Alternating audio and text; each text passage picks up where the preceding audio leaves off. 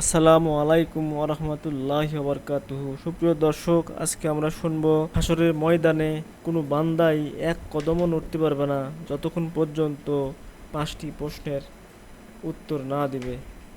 Abu Berjaya আল আসলামি রাদিয়াল্লাহু আনহু হতে বর্ণিত, তিনি বলেন, রাসূলুল্লাহ সাল্লাল্লাহু আলাইহি ওয়াসাল্লাম বলেছেন, কোনো বান্দার পদদ্বয় কিয়ামত দিবসে এতটুকুও সরবে না, তাকে এ কয়টি বিষয় সম্পর্কে যে পর্যন্ত জিজ্ঞাসাবাদ না করা হবে: কিভাবে তার জীবনকালকে অতিবাহিত করেছে, তার অর্জিত জ্ঞান অনুযায়ী কি আমল করেছে, কোথা হতে তার ধন সম্পদ উপার্জন করেছে ও কোন কোন খাতে ব্যয় করেছে, এবং কি কি কাজে তার শরীর বিনাশ করেছে।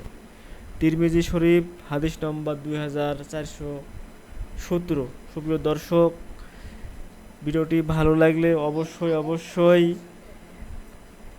সাবস্ক্রাইব করুন, চ্যানেলটি শেয়ার করুন, কমেন্ট করুন, লাইক করুন। আসসালামু আলাইকুম ওরহমতুল্লাহি ওবরকাতুহু।